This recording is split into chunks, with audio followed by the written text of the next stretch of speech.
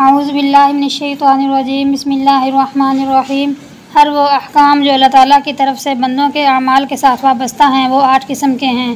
1 فرض، نمبر 2 واجب، نمبر 3 سنت، نمبر 4 مستحب، نمبر 5 حرام، نمبر 6 مکروہ تحریمی، نمبر 7 مکروہ تنزیہی، نمبر 8 مباح۔ فرض کی تعریف۔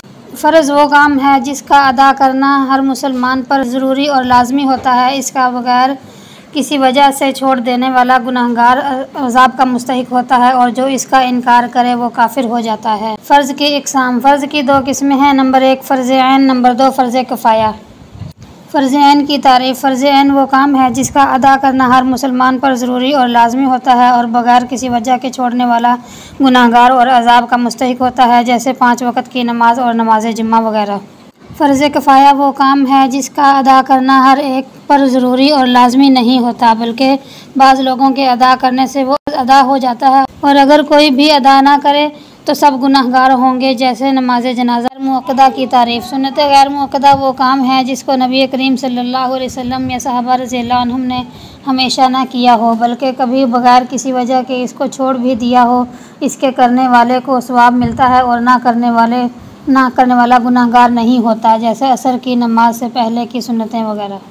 مستحب کی تعریف۔ مستحب وہ کام ہے جس کو نبی کریم صلی اللہ علیہ وسلم یا صحابہ رضی اللہ عنہم نے ہمیشہ نہیں کیا، بلکہ کبھی کبھی کیا ہو، جیسے نماز نفل وغیرہ۔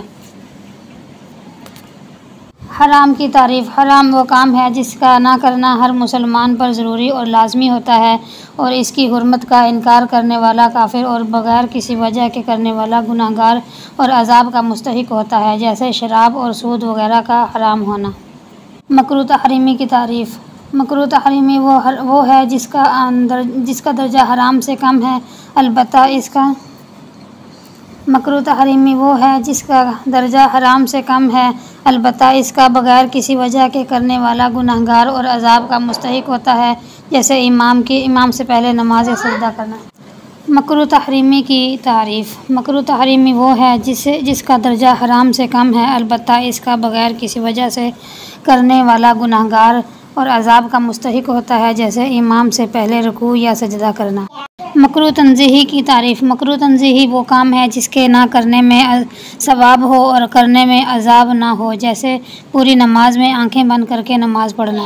مباح کی تعریف۔ مباح وہ کام ہے جس کے کرنے میں ثواب نہ ہو اور نہ کرنے میں عذاب نہ ہو، جیسے ختم قرآن پر مٹھائی وغیرہ تقسیم کرنا۔